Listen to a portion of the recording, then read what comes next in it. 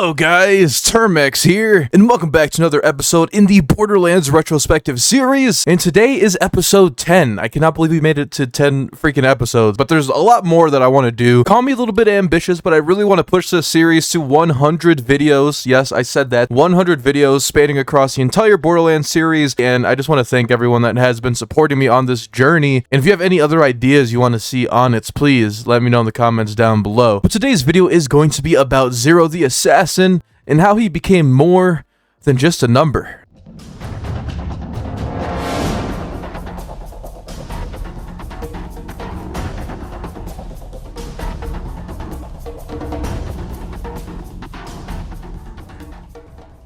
Now, in classic retrospective fashion, I can't go on to the main topic unless I bring up some Termex trivia when it comes to Zer0 himself. The first and most obvious thing that the majority of players will notice when playing Zer0 in a party with friends, or even sometimes in your own main menu, is Zer0 communicates through emojis and haiku. Now, haiku is a Japanese poetic form, which is actually haiku poetry. It is a form of a short-term poetry that is traditionally used in patterns of 5, 7, 5 syllables. So when you talk in a certain phrase, it would be 5, 7, 5, and it's generally like that every single time. This has been a different standard when it went over to the English version of haiku, because there is some variation from the traditional Japanese way of it, and how we kind of made it the English version, quote unquote. This would almost make you believe that Zer0's origins are from Japan, or in the Japanese descent, or built somewhere in Japan, but all his origins remain unconclusive, as we don't have any real backstory behind Zer0 other than a few echo logs from Borderlands 2, and there is some mentions that Tannis actually knows exactly who he is in the Borderlands book. Now, Term, you might be wondering, Borderlands book?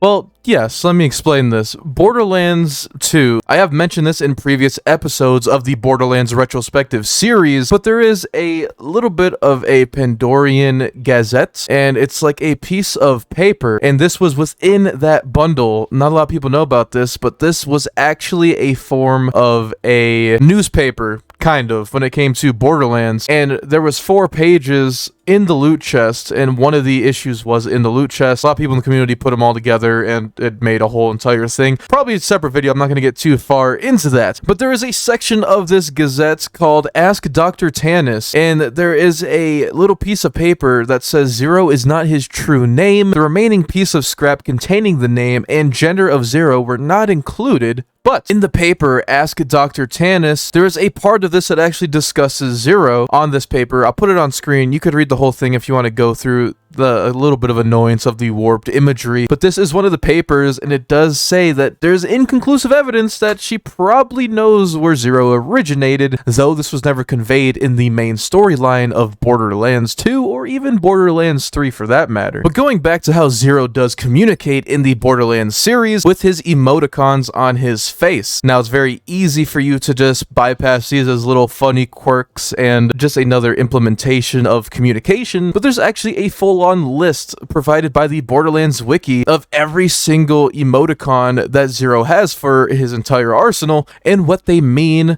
and how to obtain them. Actually, there's over 15 custom emoticons locked behind the Bore skill in the far left sniper tree. The reason for this is because when you do spec into Bore, you see enemies crit spots, and it allows more emotes to correspond to when he sees a certain crit spot. But while we're on the topic of seeing things, I do have to mention that GMG Performance has hooked me up with a custom link for you guys for blue light filtering glasses. I've been using their glasses for almost a week and a half now, and they've helped me so much with my chronic migraines, my headaches, my eye strain, and my dry eye from playing competitive Siege. I do that on occasion. I take games seriously sometimes. It's not only just Borderlands, okay? I do competitive stuff, though I'm not great at it. I do competitive stuff. These glasses are honestly amazing, but if you use my link in the description below for the next 48 hours, you will get 40% off of your guys' order. I mean, you're looking at a screen actively as we speak. You're watching this video right now looking at a screen. Why not maintain your eye health and take care of the longevity of it? If you're a big time gamer like me, I recommend any glasses from any company that filter out blue lights, but GMG has been an awesome brand, and they're offering you that 40% off, so remember, check them out, link in the description below. I'm going to pop all of Zer0's emoticons on screen so you guys can take a look at every single one. Feel free to pause here if you wanted to know what every single little emoji actually meant, or the hidden Easter eggs behind these emojis? Well, here you go. Take a little screenshot, show your friends. If you already knew this entire list, honestly, more props to you, but if you didn't, you're on the same boat as me, because I honestly didn't either. But speaking of little Easter eggs, did you know that there is a Fresh Prince of Bel-Air Easter egg with Zero's voice lines? Yes, and it's actually pretty easy to trigger. If you are driving a vehicle and you flip it upside down, if you hit a rock, you hit the ramp incorrectly, or you just crash like a ding-dong, he will actually say, "This is a story all about how my life got flipped, turned upside down." And this is exactly a reference from the intro of Fresh Prince of Bel-Air. You don't believe me? No, I'll play it for you right now. This is the story all about how my life got flipped, turned upside down. I blew most of my friends' minds when I showed them this because they played this game for years and they didn't know about this. It's not a very common knowledge thing, but hey, you learned something new. That's the point of these videos. I was more blown away when I first realized it because I was watching a Jolts Dude playthrough and I heard half of this voice line and I was like, hold on. He didn't really just say that, did he? So I looked on the wiki and it's an actual real thing. We should also bring up his involvement in the Tales from the Borderlands franchise made by Telltale Games. The first one was way better. The second one is a disgrace. Please delete it. No one likes that game. But I want to talk about his voice because that's a huge topic of discussion when it came to Zer0 when he made his appearance in Tales from the Borderlands. People were wondering why his voice sounded way different. It was less, I guess you could say, manly of a voice. It sounded more feminine and a little bit less alien-y, if that sounds right. He sounded more of a human trying to pretend a voice other than like an actual AI or artificial life form. Now, the actual change from this is due to a change up in voice actors, if I'm not mistaken. I've seen multiple different sources say that it was the voice actors or it was just a creative direction from Gearbox, but I'm willing to bank on the fact that it is just a different voice actor, just for the sheer fact that it was way too different to change the entire character's voice. It seems like a very weird thing for you to change in a new game when you're trying to maintain a character that you developed so well in a previous title. But now in Tales from the Borderlands, you could actually choose who you want to take with you to the final battle, Zer0 being one of them. In order to get Zer0 on your team, when you're Fiona, you have to identify yourself as a fellow Vault Hunter earlier on in the story, so he knows that he could trust to work alongside you. And when that is the case and he fights with you, he will actually turn Gortys into deception mode because the entire premise of Gortys is she takes the powers of whoever is controlling her. So that was a little nice nod to Zer0 as well. But alright, Term, I'm done with the history lesson. I want to know a little bit more about how Zer0 became one of the better characters in Borderlands 2, even though it didn't start off that way, because it definitely didn't. Zer0 launched with a slurry of bugs and limitations to his entire build kit that just made him borderline unplayable and just not fun. And arguably, when the game first came out, for the first 6 to 8 months, he was just overshined by every other Vault Hunter possible because all of his builds were lacking in AoE, they were lacking in slagability when other characters slagged infinitely better. So he was definitely a bottom pick other than his bore skill, which made him killing Bunker very easily, and of course with singularity grenades and the help of other lineups made it more powerful on other bosses such as Terramorphous. Speaking of bugs, did you know on the PlayStation Vita version of Borderlands 2, to this day, using Zer0 will break your game. If you use Zer0's deception skill on the PS Vita version of Borderlands, any enemy is going to turn half invisible or fully invisible. And this is still not fixed in 2023. Hey, Gearbox, can you fix this for the PS Vita gamers? It probably takes you 20 minutes. Kind of annoying, but you can fix it. There's a workaround by just speccing into Bore. For some reason, it fixes it. But you know, I guess everyone runs Bore anyway, so it's not that big of a deal. But going into the future of Borderlands to present day, I would like to argue that he has some of the most diverse playstyles in the entire game. You have a fantastic pistol infinity build that still works decently well at OP8 and OP10. You have a great melee build, you have a great sniper build, there's many great shotgun builds. Yes, there's good shotgun builds on Zer0. Conference call is pretty damn good, or even the interfacer when used properly because it procs Bore at certain angles. It really depends what you're doing and what boss you're wanting to kill. Similar to how Axon could really pick up any gun and be good with it, Zer0 has that capability, and he's not only locked to snipers, but of course snipers are going to be his strongest thing that is available for him to use. His only real competition was Krieg, and Krieg's melee was a very high risk, high reward, but on the flip side with Zer0, his risks were very minimal with very high damage output, as you could chain invisibility basically infinitely with the right setup and clear a room of enemies without them knowing you were even there. But I will say his setup is dramatically harder than Krieg, Krieg's. Krieg is kind of just a beast right out the gate. Throw a little bit of melee damage, you're going to get through your first 3 playthroughs without a second thought. But Zer0, you need to do enough damage to trigger your next chain of invisibility, so min-maxing for that is a little bit more difficult than just swinging your Buzz Axe as Krieg and getting max health every kill,